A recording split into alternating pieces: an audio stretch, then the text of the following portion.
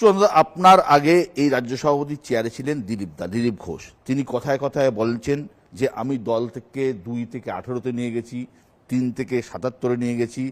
2021-এর বিধানসভা নির্বাচনের পর আপনি রাজ্য সভাপতি হয়েছেন। গত 3 বছরে বিজেপির রাজ্য সভাপতি হিসেবে দলকে আপনি কোন পর্যায়ে নিয়ে গেছেন, কোথায় নিয়ে গেছেন? আপনার সামনে সব থেকে বড় চ্যালেঞ্জ। তার বক্তব্য যে আগে তো করে দেখা, এরা যে নাম্বার করে দেখা যে কত আসন পায়, কি পায়, এটা প্রথম অ্যাসিস্ট টেস্ট। দেখুন, রাজনীতি তো সবসময় চ্যালেঞ্জের। সেই সময় 6,000 আমাদের পঞ্চায়েত সদস্য ছিল, এবার ডবলের কাছাকাছি হয়ে গেছে, 11,000 পঞ্চায়েত সদস্য হয়েছে আমরা এবার করতে পেরেছি। এবং দেখবেন আমি কথায় কথায় আমরা বলি, আমি বলি না, এটা সুকান্ত মজুমদারের ইউএসপি আমি মনে করি। কারণ ব্যক্তিগতভাবে সুকান্ত মজুমদার একা কিচ্ছু করতে পারবে না। যারা মনে করেন যে আমি একা করি বা অমুক করে, কেউ কিচ্ছু করতে পারে না একা। বিজেপিতে একা কিছু হয় না। Politics is a team game. বিজেপিতে obviously should be the team game. বিজেপিতে টিম গেমেই হয়। এবং আমিও নিজে বলার সময় আমরাই বলি সব সময়। এটা লক্ষ্য করবেন, এটা অন্যদের থেকে আমার পার্থক্য। কারণ আমি টিম গেমে বিশ্বাস করি। একা একজন ব্যক্তি এলেন আর সব পরিবর্তন করে দিলেন, এরকম হয় না রাজনীতিতে। আমার তো তাই মনে হয় পরিবর্তনের প্রেক্ষাপট লাগে।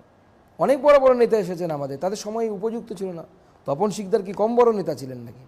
তপন শিকদারের মতো বক্তব্য রাখার এখনও আমরা পারি না। কোনো নেতা নেই, এই মুহূর্তেও নেই আমি বলবো, যারা পশ্চিমবঙ্গে তপন শিকদারের মতো বড় জননেতা। আমরা দেখেছি তপনদা একা কিভাবে দলকে চালাতে। বিষ্ণুকান্ত শাস্ত্রীজি ছিলেন, তারপরে আপনার সুকুমার ব্যানার্জি ছিলেন। তারা তো সিট পাননি এত, তার মানে কি তারা অযোগ্য না?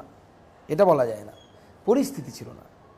একটা রিয়াকশান, বিক্রিয়া তখনই হয় যখন আপনি এটা মেশালেন ওটা মেশালেন, সবসময় বিক্রিয়া হবে না। তার অ্যাটমসফিয়ারিক চাপ কত সেটা নির্ভর করবে, টেম্পারেচার কত, অনেক বিক্রিয়া নির্ভর করে এইসবের উপরে। কোনো একজন সুকান্ত মজুমদার, কোনো একজন শুভেন্দু অধিকারী বা কোনো একজন দিলীপ ঘোষ একা কিছু করতে পারবে না? আমার তাই বিশ্বাস না হয় যে একা কেউ কিছু করতে পারে না।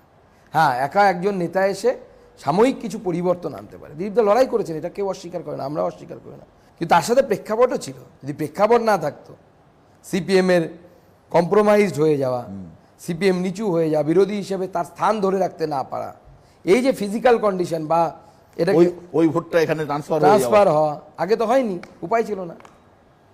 সিমিলার কাইন্ড অফ ঘটনা, মানে এই ধরনের ইনসিডেন্ট ঘটেছে যখন মমতা ব্যানার্জি উঠছিলেন, তখন কেন্দ্রীয় নেতৃত্বের তরফ থেকে তপন শিকদারের থেকে বেশি মমতা বন্দ্যোপাধ্যায়কে গুরুত্ব দেওয়া হয়েছিল।